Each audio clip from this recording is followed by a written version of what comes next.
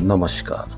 देश और दुनिया की तमाम फटाफट खबरों में आपका स्वागत है। खबरों के लिए आपसे निवेदन कि यदि आपने हमारे चैनल को सब्सक्राइब नहीं किया है तो कृपया करके आपके अपने चैनल को सब्सक्राइब करना ना भूलें। आप सब्सक्राइब करते हैं तो हमें हिम्मत होती है सही और सच्ची खबरें आप तक पहुंचाने की, वरना मीडिया ने किस तरह से खबरें आपको दिखा रहा है यह आप भली-भांति जानते हैं। तो क्या है आज की बड़ी खबरें।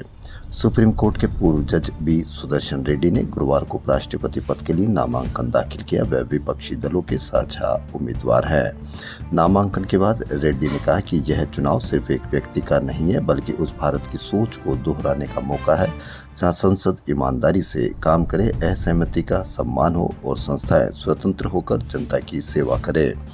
रेड्डी ने कहा कि अगर वह चुने जाते हैं तो उपराष्ट्रपति के रूप में वह निष्पक्षता, गरिमा और संवाद की भावना के साथ अपनी जिम्मेदारी निभाएंगे।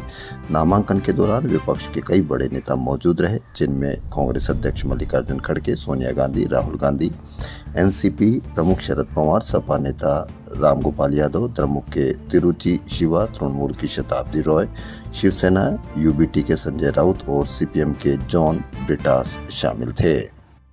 गंभीर आरोपों में गिरफ्तार प्रधानमंत्री, मुख्यमंत्री और मंत्रियों को 30 दिन बाद बर्खास्त करने से जुड़े 3 विधेयक संयुक्त संसदीय समिति के पास भेज दिए गए। गुरुवार को गृहमंत्री अमित शाह ने शोर शराबा के बीच इन्हें राज्यसभा में रखा। सदन ने इन्हें जेपीसी को भेजने का प्रस्ताव मंजूर कर लिया। लोकसभा पहले ही इसकी मंजूरी दे चुकी है। विधेयकों के प्रावधानों पर सत्ता पक्ष और विपक्ष में आरोप प्रत्यारोप चल रहे हैं। वहीं संविधान के 130वें संशोधन विधेयक पर विशेषज्ञों की राय भी बटी हुई है। एक वर्ग से राजनीति के शुद्धिकरण के तौर पर देख रहा है, वहीं कानूनी बिरादरी से जुड़े वर्ग का कहना है कि राज्य में विपक्षी सरकार को अस्थिर करने या राजनीतिक बदले की भावना से एक्ट के दुरुपयोग की आशंका रहेगी। यही वजह है कि इसे आसानी से सुप्रीम कोर्ट में चुनौती दी जा सकेगी। वहीं कोई मंत्री सीएम बरी होता है तो झूठा फंसाने वाले अधिकारी, एजेंसी मुखिया और उस सरकार के पीएम सीएम भी जेल भेजे जाएंगे। ये कहना है मनीष सिसोदिया, आप पार्टी के। कर्मचारी पेंशन योजना 1995 के तहत देश में हर दूसरा पेंशनधारी 1500 रुपए से कम मासिक पेंशन पा रहा है। ये जानकारी संसद में दी गई। वहीं केंद्र ने साफ कर दिया कि भारत पाकिस्तान में कोई द्विपक्षीय खेल आयोजन नहीं होगा, यानी भारतीय टीमें पाकिस्तान नहीं जाएगी और न ही पाकिस्तानी टीमें भारत आएगी। लेकिन मल्टीनेशनल टूर्नामेंट में जहां कई देश हिस्सा लेते हैं, वहीं दोनों देशों की टीमें एक दूसरे के खिलाफ खेल सकेगी। इससे सितंबर में होने वाले एशिया कप और अक्टूबर में महिला वनडे वर्ल्ड कप में भारत पाक मुकाबले का रास्ता साफ हो गया है।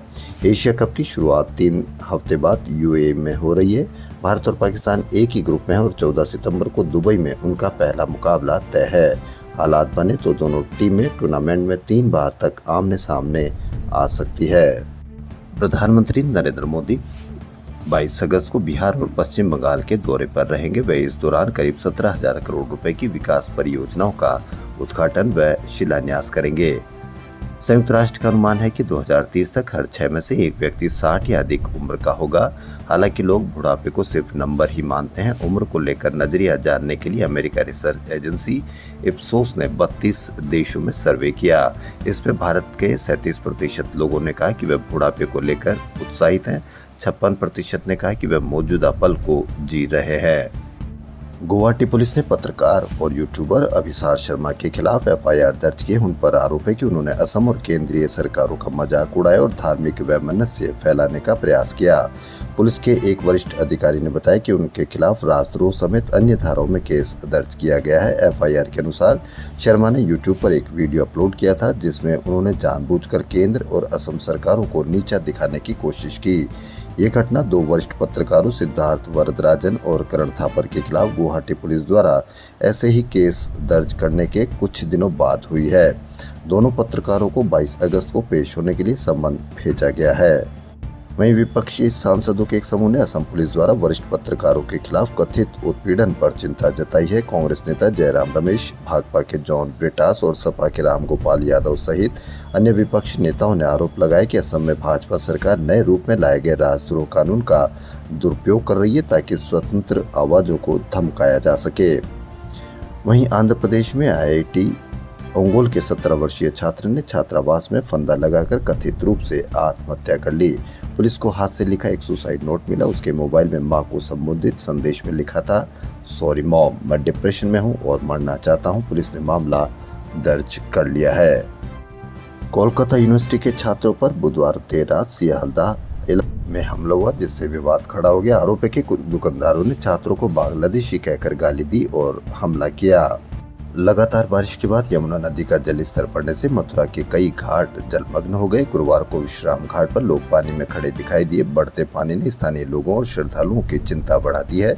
पानी भर जाने से आसपास के इलाकों में आवागमन प्रभावित हुआ। स्थानीय लोगों का कहना है कि हालात बिगड़ने पर नावों और अस्थायी रास्तों का सहारा लेना पड़ रहा है।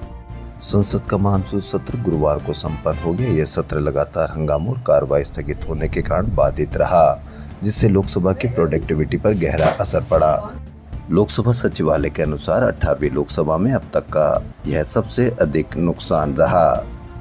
बिहार में चल रही वोटर अधिकार यात्रा का दूसरा चरण गुरुवार को शेखपुरा से शुरू हुआ। राहुल यात्रा के लखीसराय से जुड़े, वहीं वोटर अधिकार यात्रा के पहले चरण में नवादा में राहुल और तेजस्वी को भारी जन समर्थन मिल रहा है। देश और दुनिया की तमाम फटाफट खबरों में फिलहाल इतना ही। धन्यवाद।